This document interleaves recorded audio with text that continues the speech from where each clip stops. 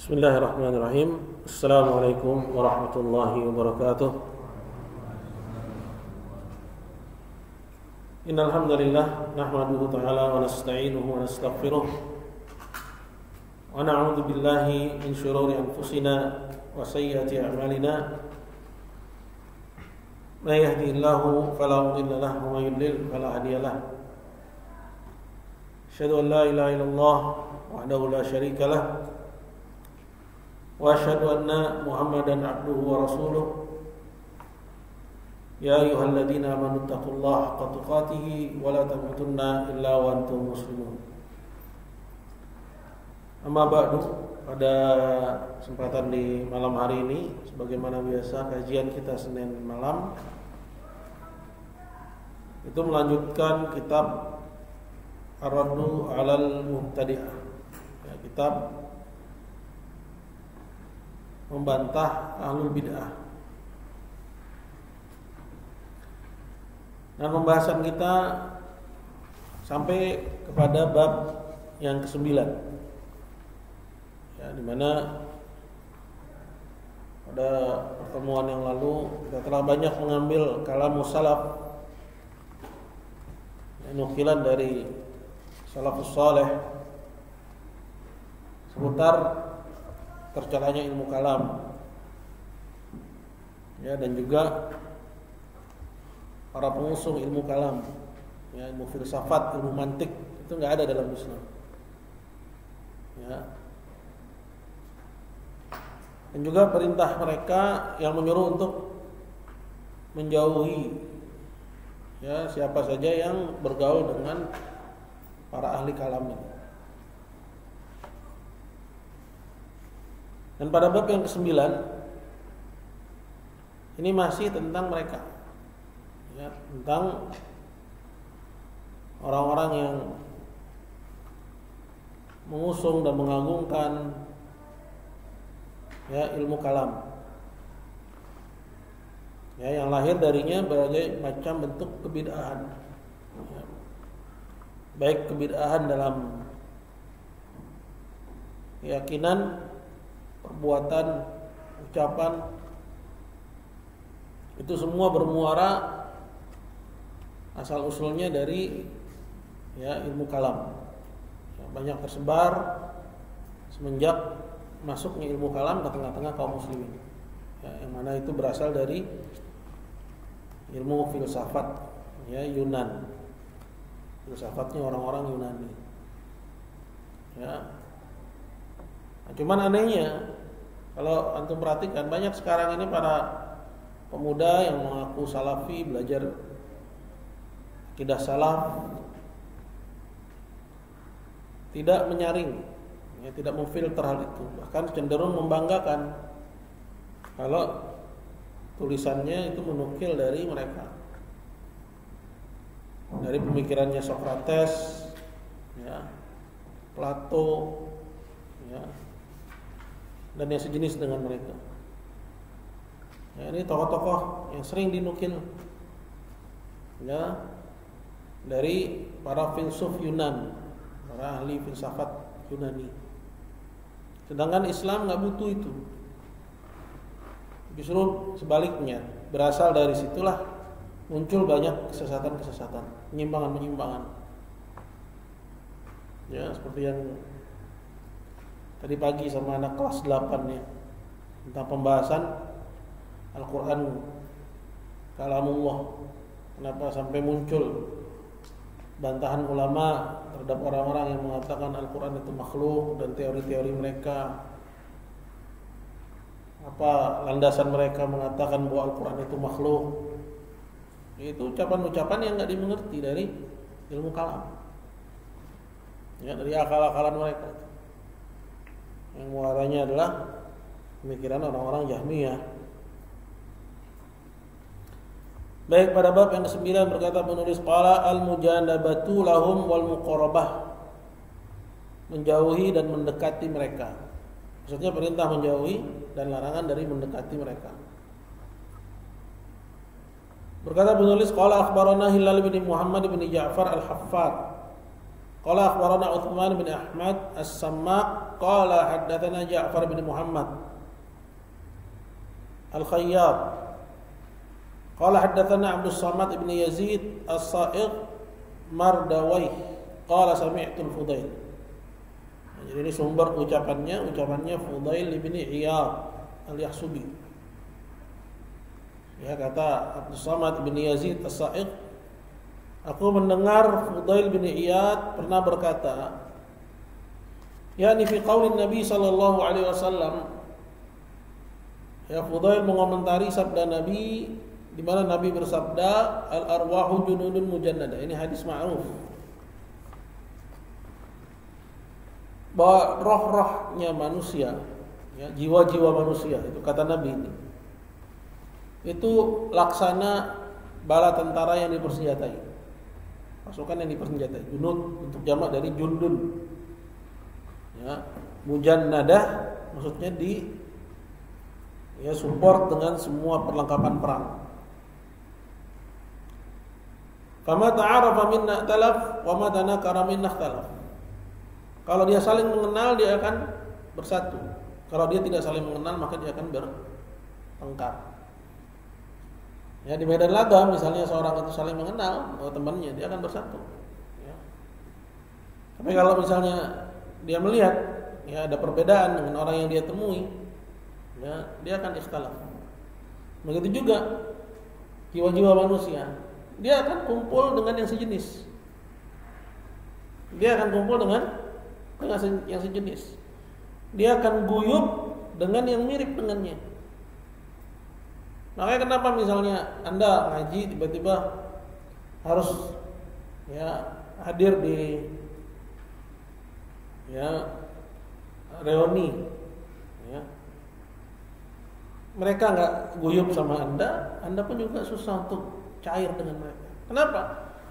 Karena itu, ya, jiwa-jiwa manusia itu laksana bala tentara yang dipersenjatai. Nah, bala tentara yang dipersenjatai ini kapan dia saling kenal dia akan kumpul. Kapan dia tidak saling kenal, maka dia akan bertengkar, akan berperang. Makanya manusia itu dia hanya akan bisa guyub, hanya akan bisa ya berkumpul, bersatu, duduk bareng itu dengan yang sejenis. Yang agak beda, dia sulit untuk guyub. Maksudnya apa? Ya, bahwa seorang Sunni itu hanya akan kumpul dengan Sunni. Ya, tapi kalau Sunni kumpul sama Mubtadi' ada masalah pada akidahnya. Kecuali dalam rangka untuk dakwah, ya, dalam rangka untuk mengajaknya kepada kebenaran. Tapi untuk kumpul kongko-kongko Sunni itu nggak bisa kumpul sama ahli bidah. Nah, ini sabda Nabi dan memang begitu kenyataan dan realitanya. Ya. Orang high class nggak bisa kumpul sama guyub sama ya yang di bawah. Yang di bawah juga agak canggung kumpul dengan yang high class. Karena ada gap. Itu maksud dari sabda Nabi. Arwah junudun mujannada. Bagaikan ya bala tentara yang dipersenjatai. Itu. Ya, orang yang sering sholat nggak mungkin kumpul sama para pelaku maksiat. Kalaupun kumpul, mereka akan bubar. Anda datang, mereka akan bubar. Atau mereka akan ganti topik pembicaraan, menyesuaikan diri dengan suasana. Ya. Tapi untuk guyub nggak gampang. Ya. Kalaupun terpaksa duduk saat itu aja. Untuk mengulanginya lagi belum tentu. Nah itu jiwa-jiwa itu laksana pasukan yang seperti dipersenjatai. Ya, dia hanya kumpul dengan yang sejenis, dia akan kumpul dengan yang mirip dengan dirinya. Paham di sini? Nah kata Fudail tentang hadis ini, qala fala yumkinu an yakuna sahiba sunnatin yumali sahiba bid'atin illa minan nifaq.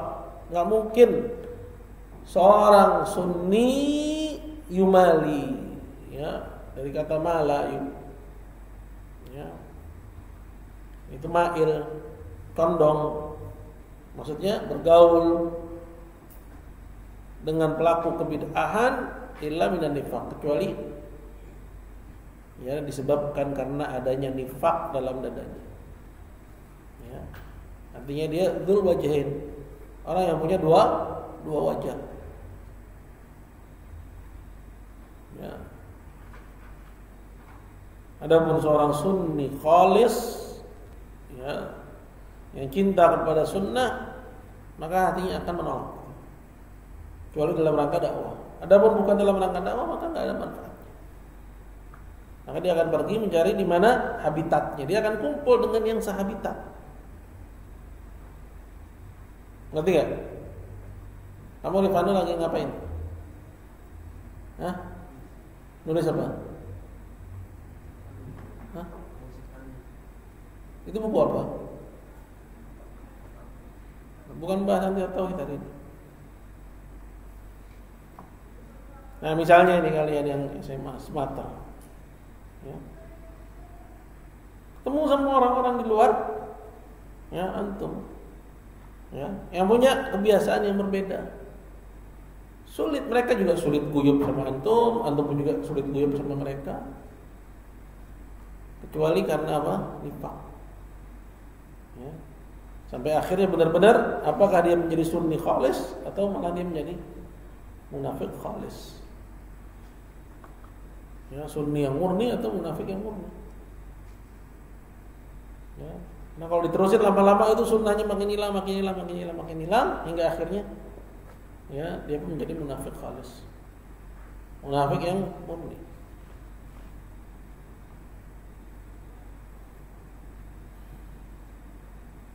Qala rawahu Ibnu Battah fil Ibanah al-Kubra wal Lalikai fi i'tiqadi ahli sunnah. Ibnu Battah meriwayatkan dalam kitab Ibanah al-Kubra. Lihat kitabnya, bolak-balik Ustaz bilang kita punya, minimal lihat kitabnya. Ya, karena seorang talib ilmu juga harus punya ma'rifatul kutub. Ya, ilmu mengenal kitab, minimal lihat fisiknya. Ya. Oh, ini ya kitab Ibanah Kubra. Oh, ini ya kitab I'tiqad Ahlussunnah. Ya, Lalikai. Ya, kalau belum tergerak ke situ, berarti belum ada minat thalabul ilmi. Qala Ibnu Battah rahimahullah ba'dahu, berkata Ibnu Battah setelahnya, Shadaqal Fudail rahimahullah. Fa inna nara dzalika ayanan. Benar apa yang dibilang oleh Fudail bin Iyad ini. Fudail ini lebih ya terdahulu masanya dibanding Ibnu Battah. Benar apa yang dikatakan oleh Fudail ini. Semoga Allah merahmati Fudail, karena sungguhnya kami benar-benar menyaksikan dengan mata kepala kami sendiri bahwa orang itu hanya akan guyub dengan yang sehabitat. Ya.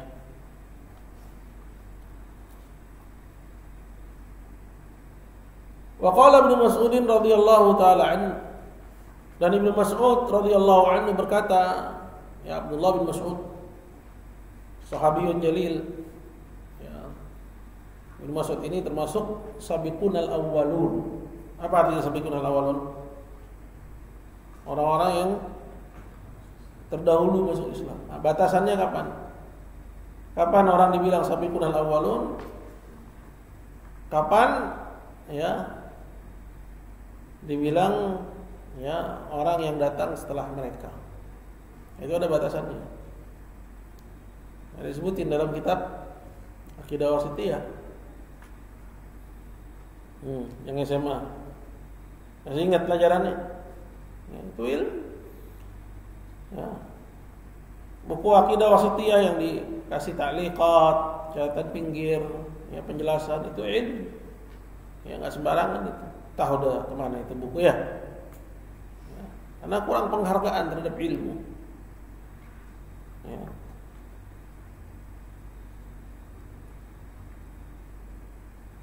Siapa yang tahu batasannya? Kapan seorang disebut sabiqunal awwalun dan kapan seorang disebut orang yang datang setelahnya? Hah? Ada ayatnya enggak?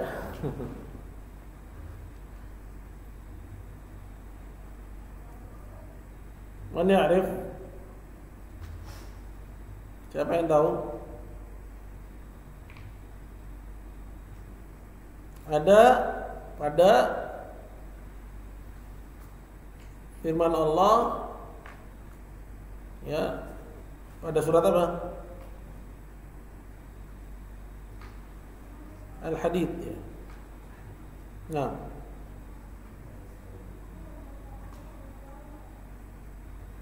Nah, la yastawi minkum man anfaqa min qabli al-fathi wa qatal ulaika a'zamu darajatan min alladhina anfaqu min ba'du wa qatalu wa kullu wa'ada Allahul husna. Tidak sama orang-orang dari kalian yang menginfakkan hartanya sebelum Fatah. Maksudnya Fatah apa? Fatu Makkah. Ya, antara yang menginfakkan hartanya sebelum Fatu Makkah, berperang sebelum Fatu Makkah. Ya, ada lagi yang menariknya sebelum Sulhul Hudaybiyah.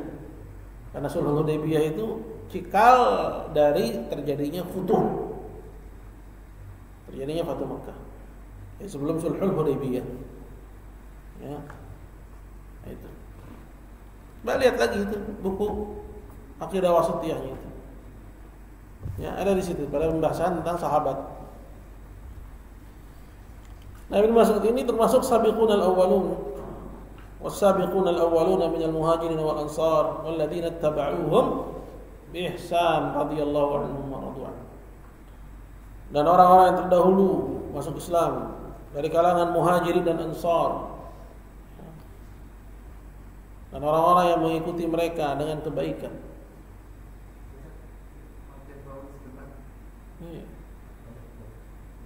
Oke, kita break sebentar ya, ada perbaikan listrik.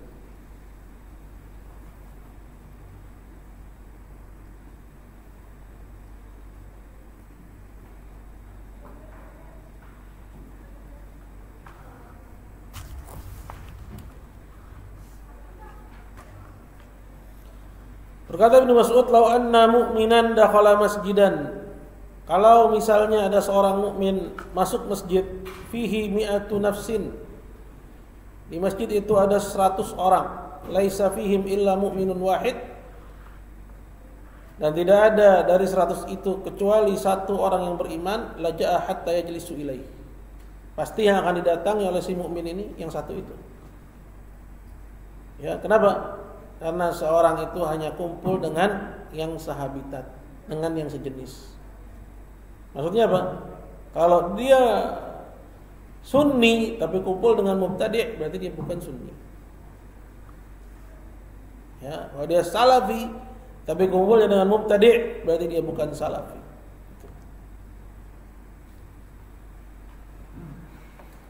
Walau anna munafiqan dakhala masjidan, masih perkataannya Ibnu Mas'ud.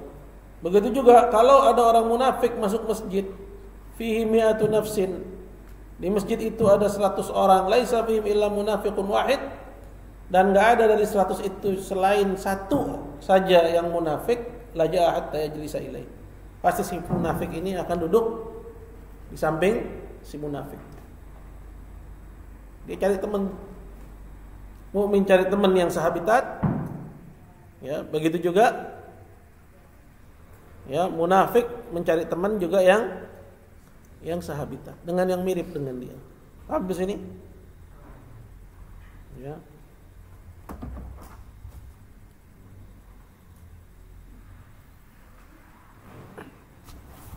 Baik.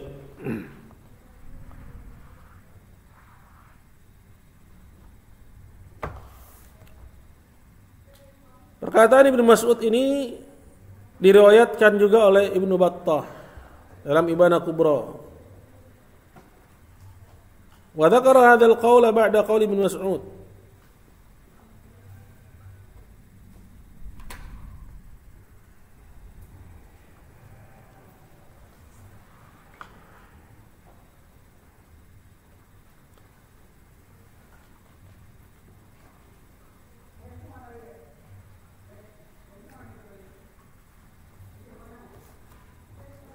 Selanjutnya pada poin yang berikutnya,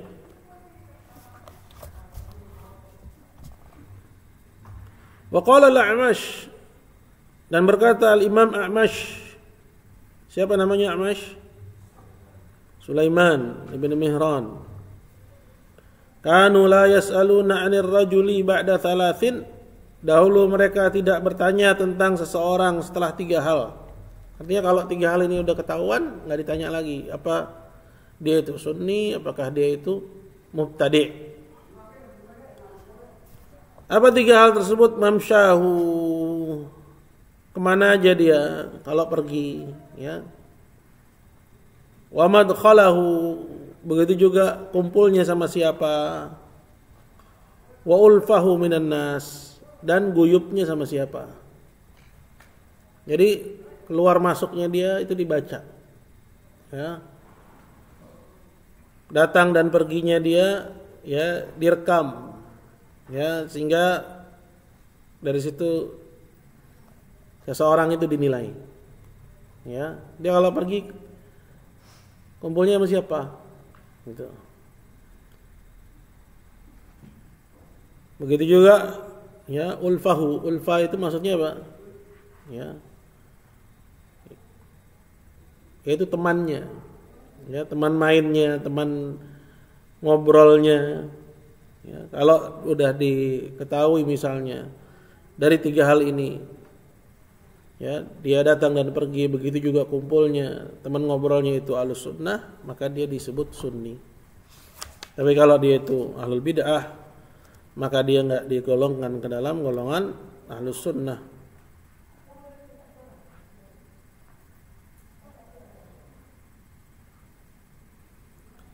Qala waruya nahwahu an Abi Darda, dan yang semisal itu juga diriwayatkan dari perkataannya Abu Darda.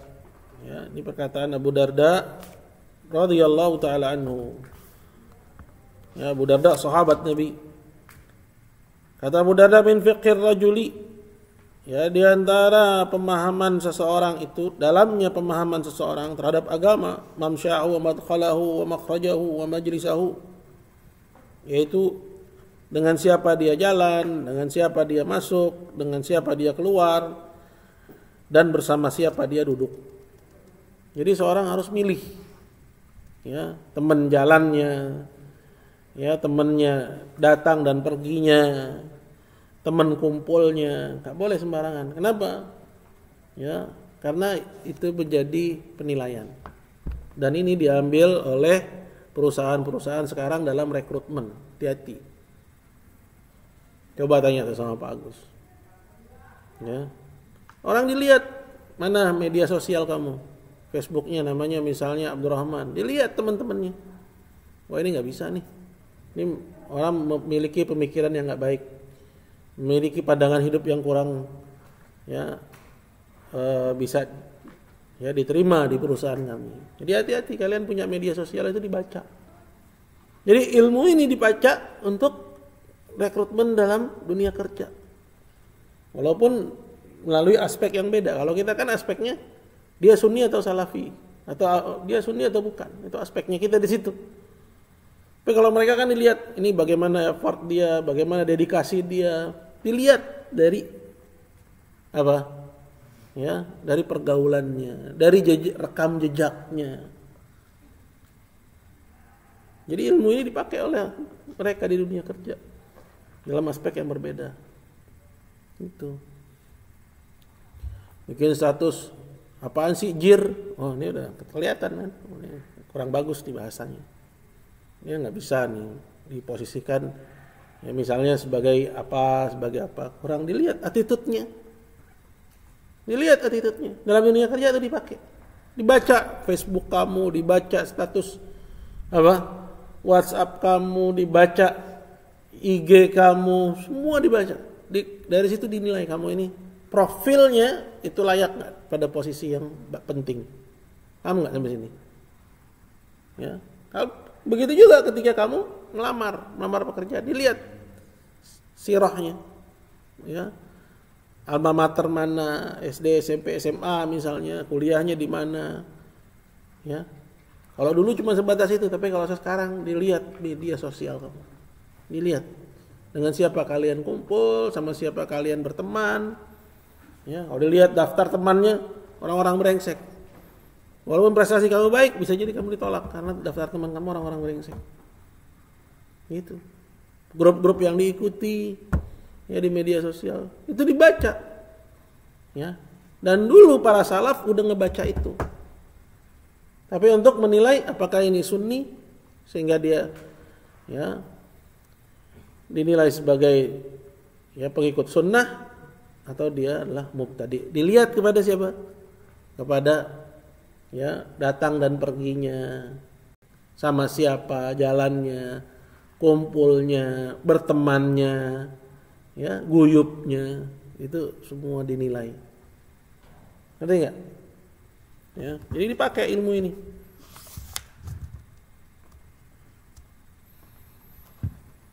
Wa kana al-Auza'i yaqul, dan dahulu al-Imam al-Auza'i berkata, man satara anna bid'atahu lam yakhfa alaina ulfatahu. Ini kalimat populer. Barang siapa yang menutupi dari kami kebid'ahannya, orang mungkin dia tutup-tutupi kebid'ahannya, nggak akan luput dari kami kumpulnya sama siapa. Walaupun dia nutup-nutupin ternyata kumpulnya sama si fulan, ya udah digolongin. Digolongkanlah dia ya dengan golongan temannya. Ya, Sunni bikin statusnya Ahlus Sunnah, ya. Seolah-olah pengikut sunnah, nukil dari ulama sunnah. Paham? Tapi ternyata giliran hadir majelis kajiannya mubtadi, kajiannya ulama musyrikin, maka digolongkan dia ke dalam kalangan orang-orang itu. Ya. Nah, ini di medsos pada anak-anak muda sekarang yang kelihatannya sebagai sunni salafi, akhirnya ketahuan. Ya. Bahwa ternyata dia bukan sunni, bukan salafi. Itu dari mana? Dari ya, dia duduknya sama siapa, ngajinya sama siapa. Ya. Ngundangnya para ulama ya, yang dia ulamakan itu siapa, kelihatan ya. Jadi sekalipun seorang itu menyembunyikan statusnya, hakikat dirinya, maka akan kebongkar juga. Mahmatakun indamriin min khaliqatin fa in khalaha takhfa 'ala nasi tu'lami. Ya, hakikat orang itu gimana pun dia sembunyikan, walaupun misalnya enggak kelihatan, ya, suatu saat pasti akan terbongkar juga. Apa kata pepatah bahasa kita? Sepandai-pandainya tupai melompat, jatuh juga. Gitu. Man satara anna bid'atahu lam yakhfa alaina ulfatahu. Barang siapa yang menyembunyikan dari kami kebid'ahannya, enggak akan ya tersembunyi dari kami siapa temannya. Hah?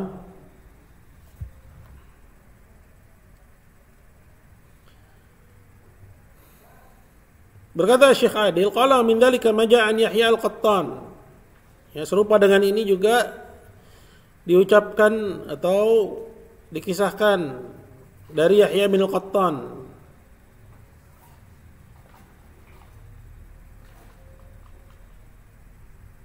Ya, Yahya bin Sa'id ya. Qala lamma qadima Sufyan ats-Tsauri, kata Yahya al-Qattan ketika Sufyan ats-Tsauri datang ke Basrah. Sufyan ini seorang ya Amirul Mukminin fil hadis, ulama besar dalam ilmu hadis. Saat Sufyan datang ke Basrah, ja'ala yanzuru ila Rabi'. Sufyan melihat kepada Rabi', maksudnya Rabi' bin Subaih. Wa qadrahu indan nas, dan melihat kepada kedudukan si Rabi' ini di hadapan manusia. Sa'ala, Sufyan bertanya, ayu syai'in huwa, dia ini dari golongan mana? Ya, sunni atau mubtadi'? Maka mereka, yaitu penduduk Basrah pun menjawab, ma madhabuhu illa sunnah. Madhabnya cuma sunnah. Lihat berapa banyak orang yang cuma mengandalkan husnuzon. Makanya Ustaz sering bilang jangan terlalu cepat percaya. Ya, walaupun kita ya nggak suudzon sama orang, tapi ya untuk terlalu cepat percaya itu jangan. Lihat, sabar ya keadaannya seperti apa. Ya, sebagian kawan-kawan terlalu cepat ya percaya. Nah, kata penduduk Basrah, ma madhabu ila sunnah. Madhabnya itu cuma sunnah. Kemudian kata Sufyan, man bitanatuh. Siapa temannya dia? Qalu ahlul qadar. Temannya dia itu para qadariyah. Kelompok qadariyah. Siapa qadariyah? Yang mengingkari takdir atau yang berlebihan dalam takdir? Yang mengingkari takdir. Temannya adalah ahlul qadar. Ya, maksudnya qadariyah. Ya. Qala kata Sufyan, huwa qadari. Kalau begitu dia itu qadariyah. Padahal orang-orang menyangkanya ahlu sunnah. Tapi ternyata dicap oleh Sufyan sebagai qadariyah. Ya. Berdasarkan apa? Temannya aja. Sama siapa dia duduk? Tuh, hati-hati. Ya, dan qadariyah itu ada dua golongan. Abdullah. Ada dua golongan qadariyah. Udah pernah belajar kan? Akidah wasithiyah udah sampai mana?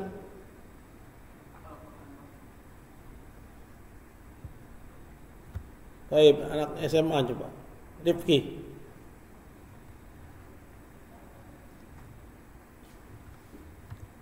Ya, golongannya yang pertama yang ekstremis qadariyah, yang gulat, yang mengingkari ilmu dan kitabah, dan mereka sudah ingkarat. Sudah enggak ada penerus. Musnah sudah mazhabnya. Ya. Nah, kemudian yang moderatnya ya, tapi tetap mereka itu qadariyah, yaitu yang mengingkari ya al-masyiah. Ya. Itu. Nah, yang pertama ini kufar, mereka orang-orang kafir. Ya. Nah, yang dimaksud dengan qadariyah di Basrah itu mereka yang mengingkari ilmu. Ya, orang-orang yang mengingkari ilmu dan menyangka bahwa al-amru unuf, bahwa Allah tidak mengetahui ya perkara-perkara yang terjadi kecuali setelah kejadiannya. Ini mengingkari ilmu dan kitabah dan penulisan terhadap takdir. Ya. Ini dasar-dasar dari ilmu loh, Mas. Itu nanti kelihatannya ketika Anda berhadapan dengan ucapan orang-orang. Rambut kusam, masa takdir? Nah, qadariyah. Padahal cuma iklan di TV. Ya kan? Anda bisa tahu qadariyah. Berarti mengingkari takdir. Ucapan seperti ini minimal salah. Walaupun memang mungkin tidak dimaksudkan maknanya. Maksud dia itu ya ini bisa dirubah, ya masih bisa diperbaiki gitu loh. Bukan suatu yang enggak bisa diperbaiki, maka tapi lafalnya salah. Nah, lafal itu mencocoki ya orang-orang yang mengingkari takdir. Itu. Dan mungkin juga antum ketemu sama orang-orang yang menganggap itu sebagai keyakinan. Gitu. Ya.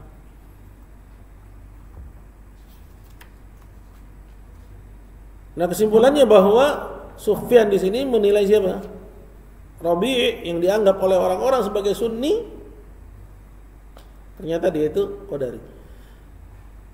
Nah, itu. Jadi pentingnya kita kembali kepada alim. Jangan sembarangan menilai, jangan terlalu berani menilai. Ya. Baik, lanjut ya. Waqala Ibnu Syaudzab, berkata Ibnu Syaudzab, min ni'matillahi 'ala syab wal a'jami idza tanassaka an yuwaffaqa li sahibi sunnatin yahmiluhu ma 'alaiha. Di antara nikmat Allah Subhanahu wa taala kepada seorang pemuda dan orang ajam, orang non-Arab, apabila dia menempuh jalan ketaatan, tanassaka, menempuh jalan kesolehan, bahwa dia diberi taufik, ya, belajar kepada sahibu sunnah, kepada seorang sunni. Karena berapa banyak anak muda, ya, mungkin dia bosan dengan kehidupannya, pengen, ya, menempuh jalan ketaatan, pengen kembalilah hijrah katanya. Tapi ternyata yang dia dapatin gurunya mubtadi. Ya. seorang mubtadi. Atau bahkan mungkin seorang kuburi, ya, atau seorang khawarij, kayak Biangga, khawarij, ya, nggak di Facebook, ya.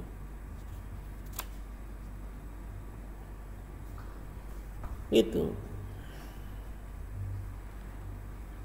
Jadi harus betul-betul faham akidah Ahlussunnah. Bukan hanya textbook, namun juga ngelihat prakteknya ulama terhadap nas-nas itu. Gitu. Ini poin penting tuh. Kalau antum perhatikan, nggak banyak orang sadar akan hal itu. Dia pikir cuman buku sebagai pedoman, kemudian dia ikutin, ternyata dia nggak tahu bagaimana ulama mempraktekkannya. Ya, nggak tahu dia ulama dalam mempraktekkannya. Ya. Contoh misalnya masalah berhukum dengan selain hukum Allah. Memang kekufuran. Ya, pelakunya kafir. Tapi para ulama enggak mengumbar takfir dalam masalah ini. Ya, enggak mengumbar takfir. Hatta ya kasus Qaddafi yang dikafirkan oleh Syekh bin Baz, yang lainnya ngomong enggak. Ya, Bashar Assad yang di zaman antum, ya mungkin kita ambil contoh yang antum kenal lah. Ya. Ketika Syekh Al-Fauzan ditanya di depan televisi tentang Bashar Assad, yang dia itu Nusairi, seorang Nusairiyah secara akidahnya kafir. Ya, kemudian dia zalim juga membunuh para Sunni di Syam. Ditanya tentang statusnya, kafir nggak ini orang? Ya, kata Syekh Al-Fauzan, ente ngapain urusin kayak gitu? Saya menghindar dari jawaban seperti itu. Karena bukan urusannya masalah kayak gitu diumbar. Paham nggak? Bisa aja orang itu bagi Syekh kafir, tapi nggak ada gunanya untuk diucapkan. Paham nggak? Ya.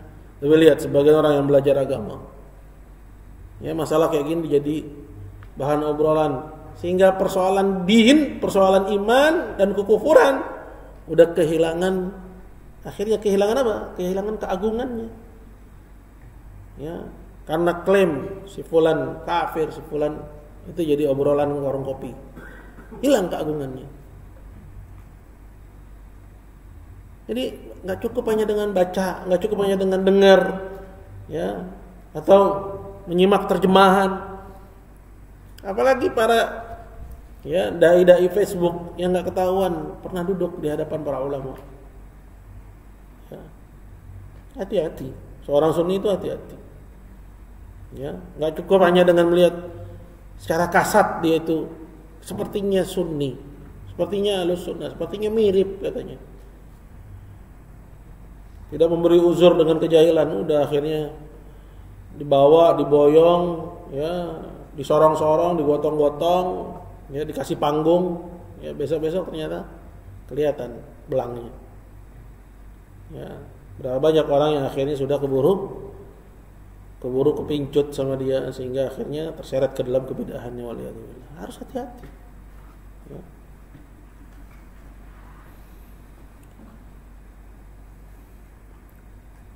Min ni'matillahi 'ala syab, di antara nikmat Allah kepada seorang pemuda dan orang ajam, apabila dia istiqomah, dia diberi taufik untuk belajar kepada seorang Sunni yang membawanya kepada sunnah. Rawahu Ibnu Battah fil Ibanah Al-Kubra. Ibnu Battah meriwayatkannya dalam Ibanah Al-Kubra. Wa zada fihi, dan di situ beliau menambahkan li'anna al-ajami ya'khudh fihi ma sabaqa ilaihi.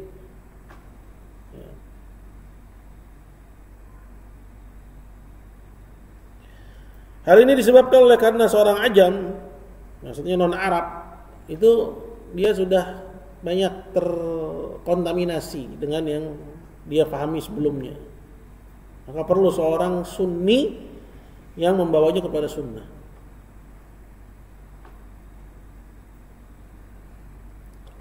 Wa qala Amr bin Qais al-Mulai, berkata Amr bin Qais al-Mulai, "Idza ra'aita syaba awwala ma yansha'a ma'al sunnah wal jamaah farjuh." Kalau kamu dapati seorang pemuda pertama kali dia tumbuh itu bersama ahlus sunnah wal jamaah, maka harapkanlah darinya kebaikan. Artinya kalaupun misalnya di tengah jalannya dia sempat menyimpang, tapi dia tumbuh pertama kali tumbuhnya bersama ahlus sunnah, maka diharapkan dia bisa kembali. Wa idza ra'aitahu ma'al bid'ah, sedangkan kalau kamu saksikan dia pertama kali tumbuhnya bersama mubtadi', ya, bersama ahlul bid'ah, oh sama aja katanya. Cuman karena secara penampilan, secara ya visual sama-sama berjenggot, sama-sama pakai jubah, ya, sama-sama ngaji kitab tauhid. Ya, akhi Utsman bin Mansur, musuhnya dakwah Syekh Muhammad bin Abdul Wahhab, punya syarah terhadap kitab tauhid. Ya. Jadi hati-hati, sering-sering minta ya pandangan dengan orang-orang yang sebelum antum, yang mendahului antum dalam ilmu.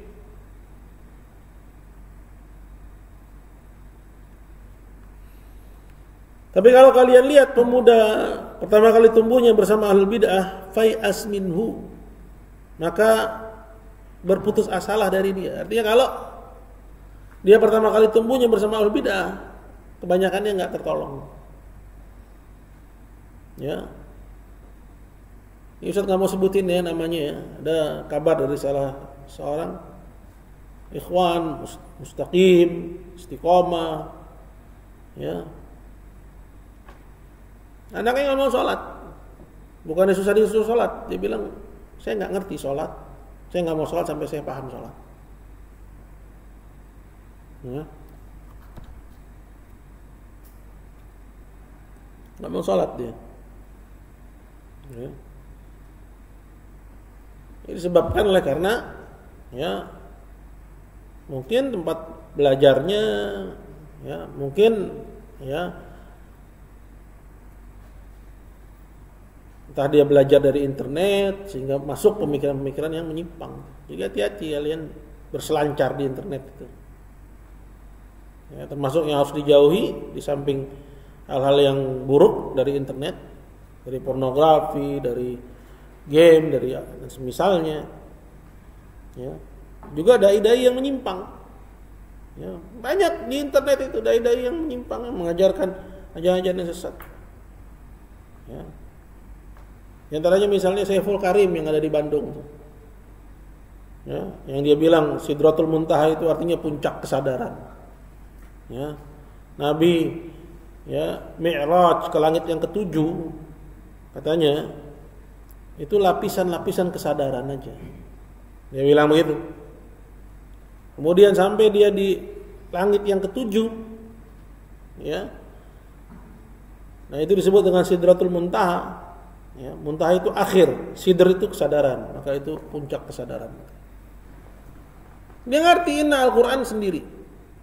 Ya, dan dia punya titel seorang doktor atau profesor kalau nggak salah. Ya, siapa pernah lihat Saiful Karim? Ya, dan katanya ngajar di sebuah universitas di sana di Bandung. Artinya dia punya rekam jejak seorang akademisi. Orang awam percaya. Orang awam lebih percaya sama dia daripada antum cuman ustadz kampung. Dia nggak punya gelar, nggak punya titel. Ya, bagaimana syaitan menyesatkan manusia itu? Ini kan dia mengingkari apa namanya? Mengingkari Isra dan Mi'raj Nabi sallallahu alaihi wasallam. Iya dong, kafir dia. Walaupun dia bilang saya percaya Isra Mi'raj, cuman Mi'rajnya Nabi itu adalah pun melewati lapisan-lapisan kesadaran. Sama dengan orang yang saya percaya Allah punya ada malaikat-malaikat Allah, cuman malaikat itu simbol, dia bilang, ya kebaikan, bukan makhluk Allah yang Allah ciptakan dari cahaya. Ya sama aja berkufur dengan malaikat namanya kalau kayak gitu mas. Saya percaya adanya setan, jin, iblis, ya bahasa mereka Lucifer katanya. Cuman itu hanya simbol, lagi-lagi simbol kejahatan. Allah nggak pernah menciptakan makhluk yang namanya iblis. Nah, Muslim kafir dia. Kafir. Tapi dia percaya Ustaz sama malaikat. Anda harus cerdas sih, kayak gitu namanya nggak percaya gitu loh. Paham nggak?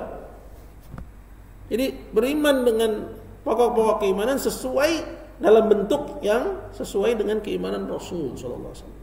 Bukan cukup hanya beriman kepada Allah, beriman kepada Nabi, beriman kepada Rasul, beriman kepada kitab. Ya. Saya Muslim, tapi bagi saya ya Islam dan Kristen itu sama aja. Yang ngebedain itu adalah oknumnya. Yang jelek itu oknumnya.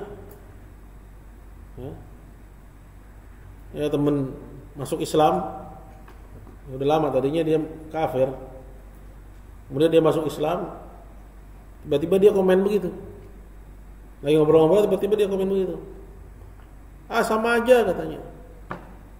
Ya, Islam sama Kristen sama aja, yang jelek itu oknumnya. Ya, dalam hati tapi belum masuk Islam nih orang. Ya, belum masuk Islam kok dia masih menganggap bahwa Islam dan Kristen itu sama aja. Terus ngapain kamu pindah ke dalam agama Islam kalau kayak gitu? Sedangkan kamu belum tahu perbedaannya. Ya. Gitu. Jadi Anda harus betul-betul tahu itu ya. Siapa yang membimbing itu? Siapa yang mengarahkan ke situ gitu loh. Untuk bisa tahu bagaimana mengamalkan poin-poin dari yang diajarkan dalam kitab, diaplikasikan dalam keseharian. Seorang alim rabbani di atas akidah yang benar, di atas akidah Ahlussunnah. Ya ucapan anak muda semesta siapa sih? Tak pengen gaplok gitu mulutnya. Semesta mengizinkan. Emang kenapa kalau semesta nggak mengizinkan? Semesta mengizinkan kenapa? Ya, emang ada yang lebih ya kuat dari kepada kehendak Allah Subhanahu wa taala. Kalau semesta nggak mengizinkan, terus Allah mengizinkan, mau apa semesta? Semesta itu siapa? Gaplok mulutnya itu. Itu kufur loh. Nggak enteng itu. Ini anak-anak nih. Ya, khususnya yang bergaul dengan dunia luar tuh harus tahu hal kayak gitu untuk memfilter ucapan-ucapan begitu. Orang bisa jatuh kepada penyimpangan gara-gara masalah itu. Paham enggak? Ya. Bahkan kekufuran pun datang lewat lagu, lewat musik, lewat lirik-lirik. Ya. Ya.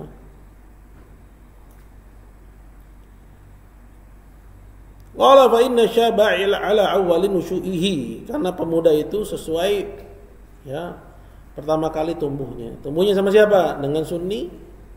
Ya, insyaallah bisa diharapkan. Dengan mubtadi' ya, sulit diharapkan. Sulit diharapkan dia akan mendapat petunjuk kepada as-sunnah. Ya. Taib. Qala Hammad bin Zaid. Ya, Hammad bin Zaid. Qala li Yunus, berkata kepadaku Yunus, ya Hammad. Kata Yunus, wahai Hammad, inni la ara syaba ala kulli halatin munkarah wala ais min khairih.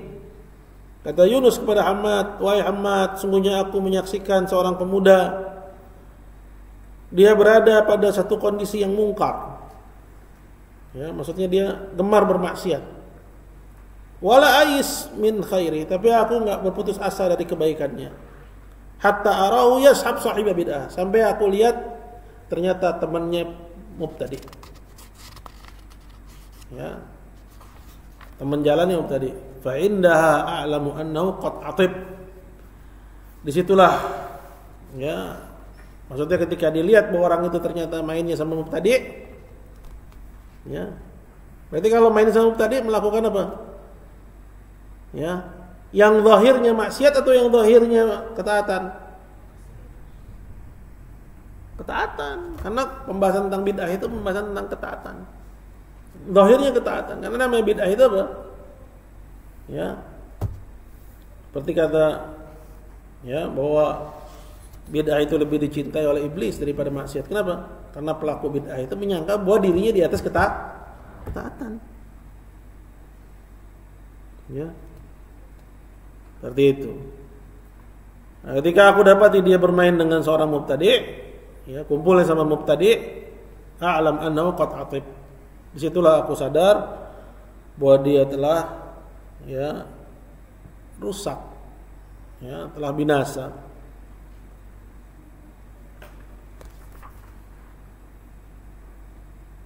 Artinya kalau seorang itu misalnya masih selamat dari teman mubtadi, ya, pokoknya bandelnya bandel, ya, yang bukan keagamaan gitu loh, ya, nah, itu masih bisa diharapkan. Tapi kalau ternyata dia itu kelihatannya soleh, tapi ngumpulnya sama mubtadi, itu sulit udah. Ya, seperti orang-orang yang kemana-mana naik motor tuh kan boncengan, pakai peci, pakai jubah. Alih-alih seorang penuntut ilmu bawa kitab, ini yang ditenteng apa coba? Apa Pak Fajar? Anak muda pakai motor, pakai peci, pakai baju putih, jubah, bukan kitab yang ditenteng. Ini ditenteng apa Fajar? Hah? Nah, kok maksiat? Ya. Apa yang ditenteng? Coba siapa yang perhatian sama masyarakat, sama lingkungan? Apa yang ditenteng? Kamil, perhatian nggak? Rebana. Buat ngapain coba? Buat hadro.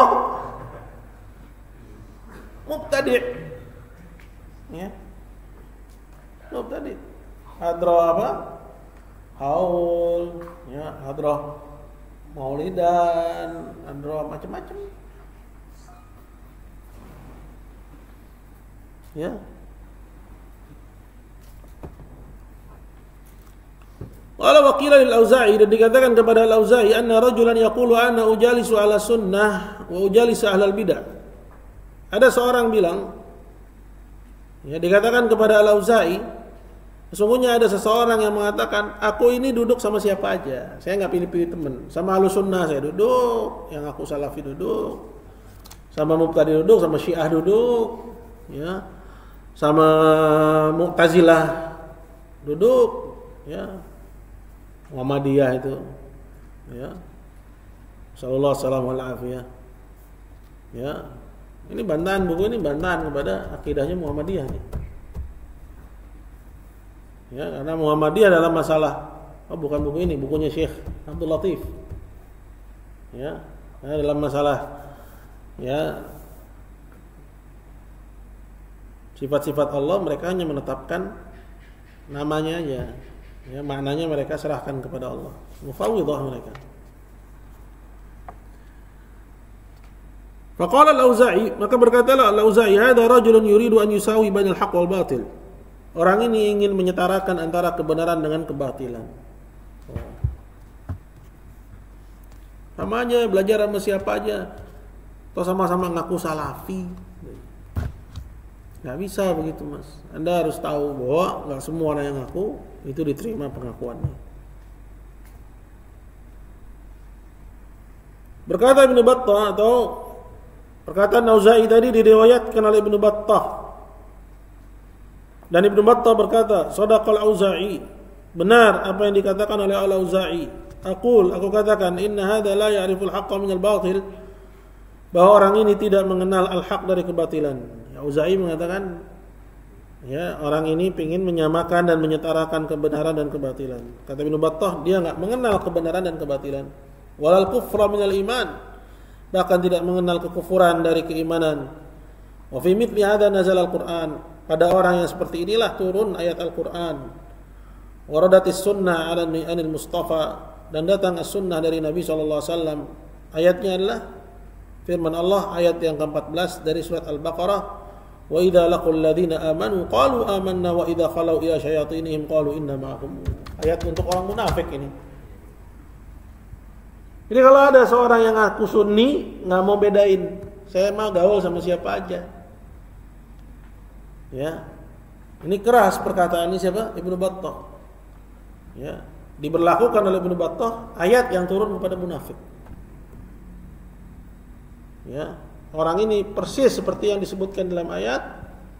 Ya, wa idza laqul ladina amanu, dan orang-orang itu ketika berjumpa dengan orang yang beriman dia bilang amanna, kami beriman.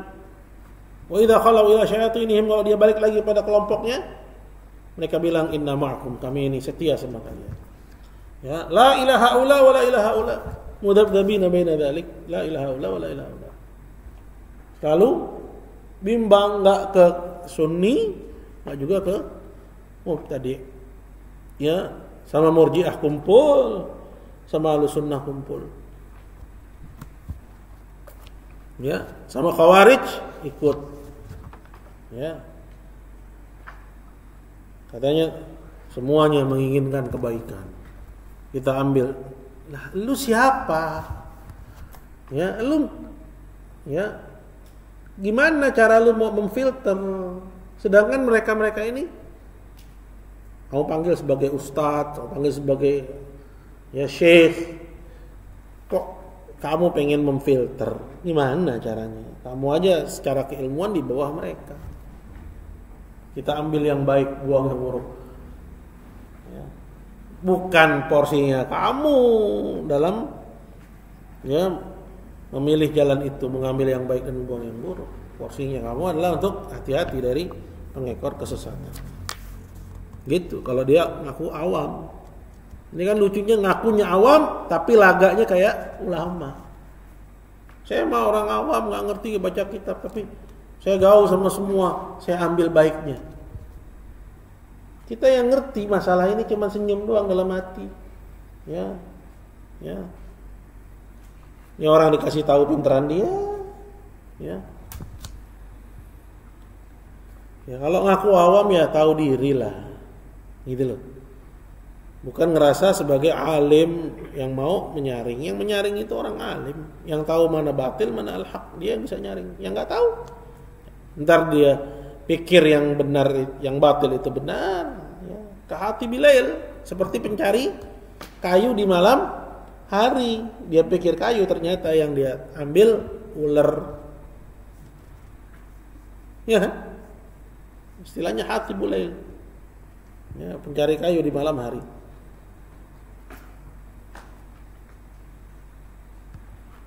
Ya, terakhir. Qala akhbarana Ubaidillah bin Ahmad al-Azhari, qala haddatsana Ahmad bin Ibrahim, qala haddatsana Abdullah, qala haddatsana Ziyad bin Ayyub, qala haddatsana Sa'id, qala haddatsana Harb bin Maimun as-Saduqul Muslim an Khuwail, yani khatana Syu'bah.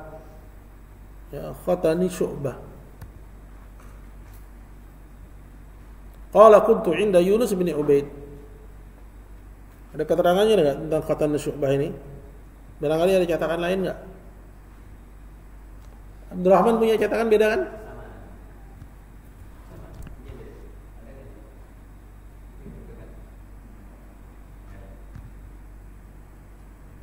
Dari Khuwail dia berkata,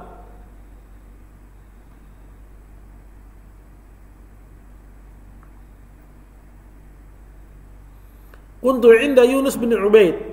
Dulu aku ada di sisinya Yunus bin Ubaid. Ini Yunus bin Ubaid.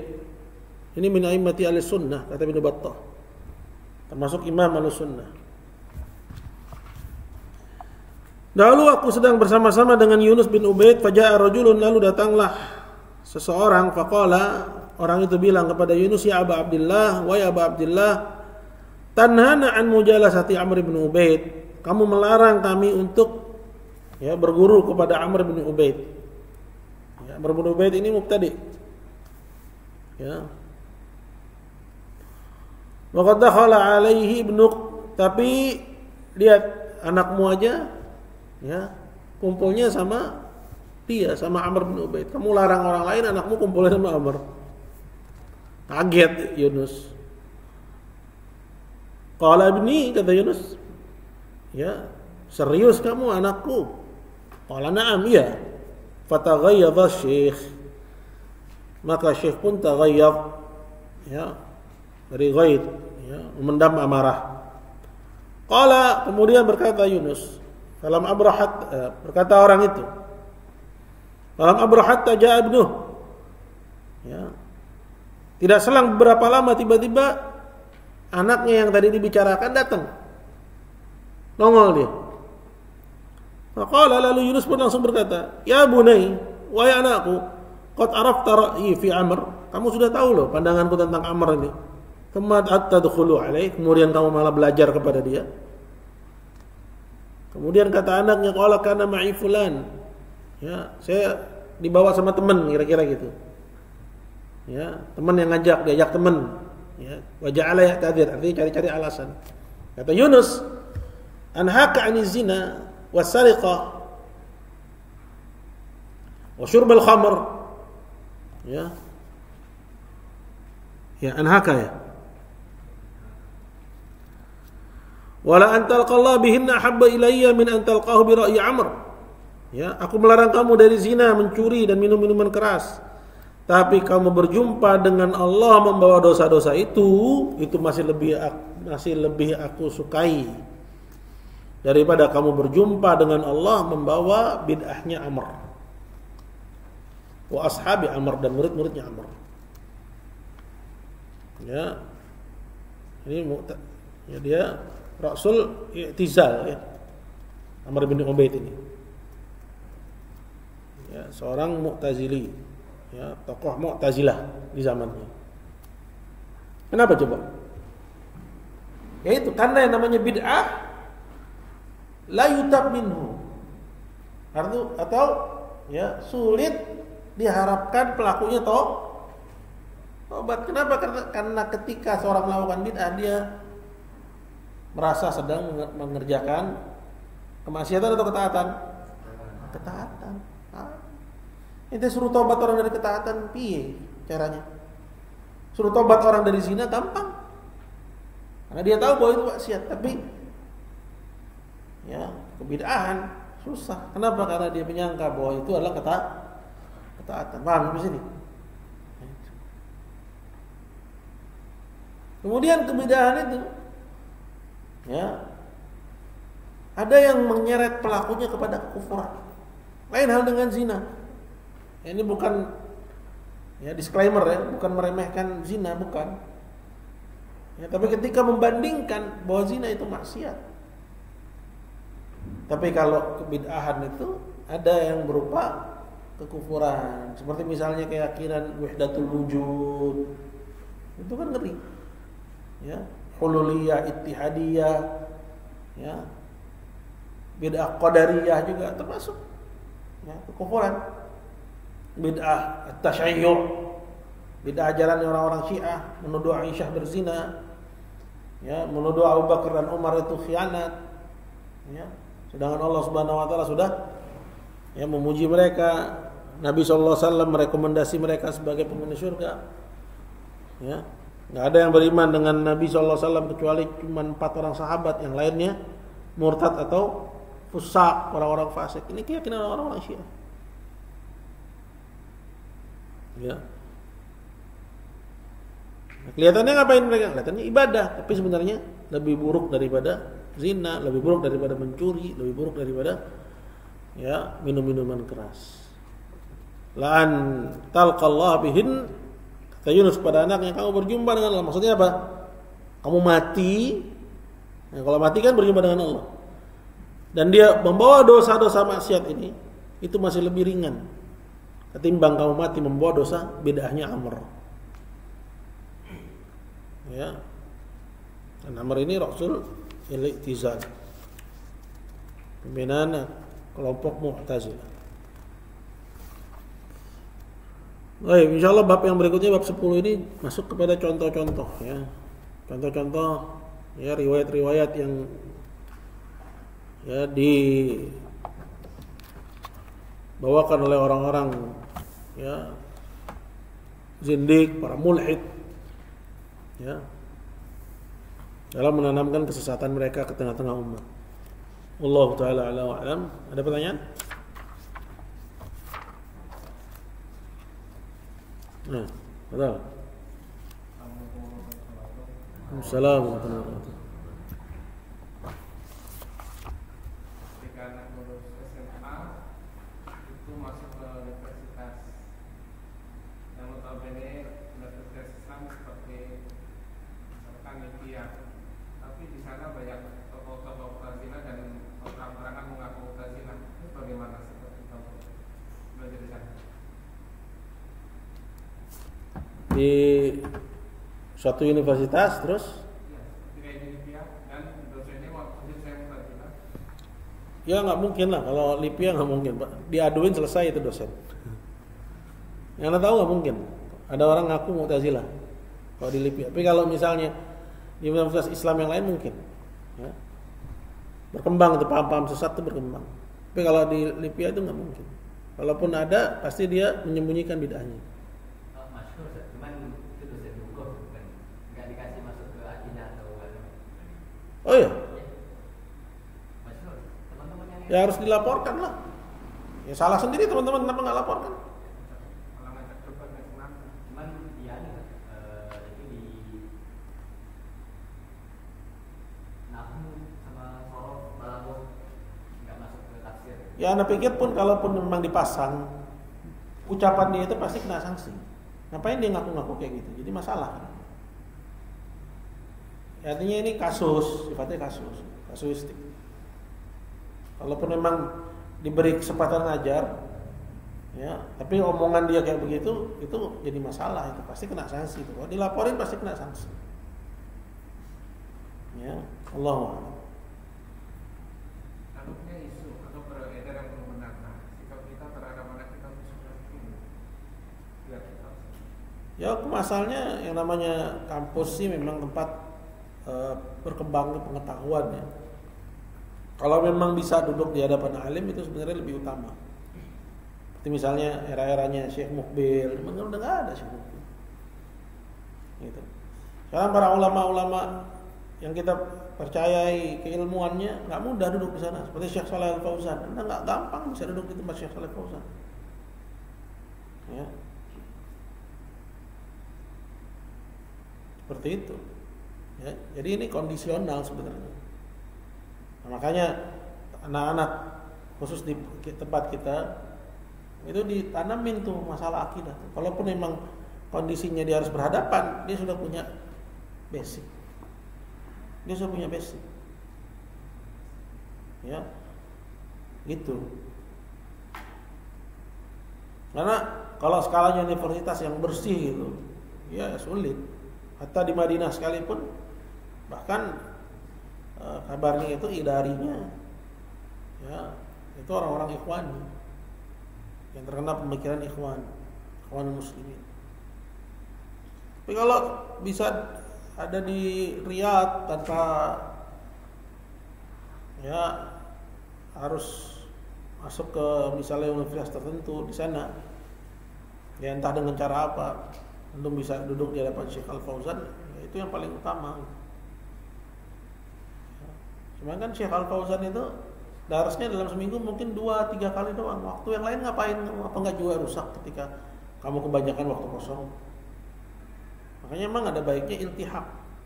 Ya, jadi dari Syekh Shalih Fauzan itu diambil, ya di samping rutinitas kamu, misalnya gabung dengan universitas, ya misalnya Libya yang ada di Riyadh, ya Jamiatul Imam yang ada di Riyadh, itu lebih selamat sebenarnya kalau bagi Ustaz dibanding kalau di Madinah terlalu heterogen.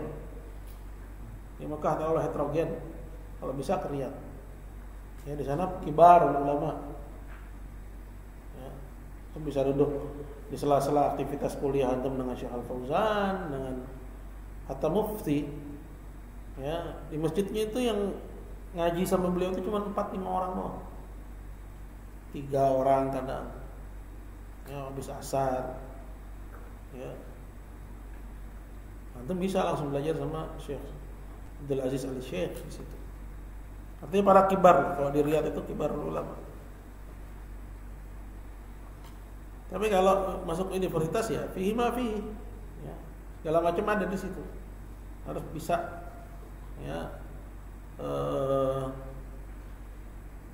mengcounter Kalau ada yang jadi masalah ditanya.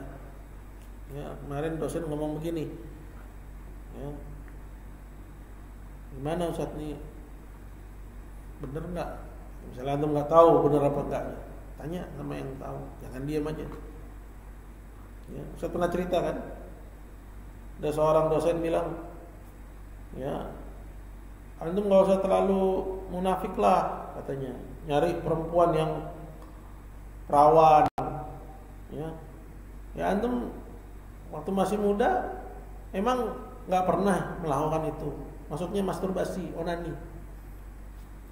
Astagfirullah. Kok zina disamain sama onani? Zina jelas haramnya. Ya. Onani bukan zina.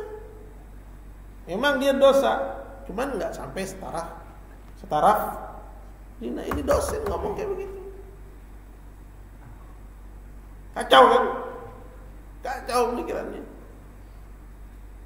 Jadi nggak usah terlalu percaya sama si dosen. Makanya antum tuh dibekali akidah di sini, biar antum bisa memfilter itu ketika antum terjun di masyarakat. Ya, masuk ke pendidikan yang lebih tinggi. Tapi kalau antum di sini belajarnya, ya kayak orang mau enggak, ya gimana bisa? Ya, Ustaz bilang nih, yang udah SMA, baca lagi itu Aqidah Wasithiyah yang Ustaz pernah kalian ambil di SMP. Ya, harus bisa. Nanti dari apa yang Ustaz berikan contoh, itu gimana cara mengaitkan poin-poin dalam kitab dengan ya, mengaplikasikannya pada kasus-kasus yang terjadi di masyarakat. Itu namanya ilmu yang bisa diterapkan. Kalau nggak bisa diterapkan bukan ilmu. Yang kelas berapa kemarin yang Ustaz tugasin untuk bikin tulisan tentang kebid'ahan? Kelas 7. Ya. Nah, itu termasuk ya latihan kita untuk mengaitkan apa yang kita baca, kita pelajari di kitab dengan apa yang ada di masyarakat.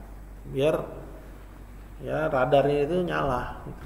Jadi bukan sekedar ada di textbook doang. Barakallahu fikum. Lagi? Cukup ya. Sallallahu alaihi wasallam Muhammadin wa ala alihi wasallam. Alhamdulillahirabbil alamin. Assalamualaikum warahmatullahi wabarakatuh.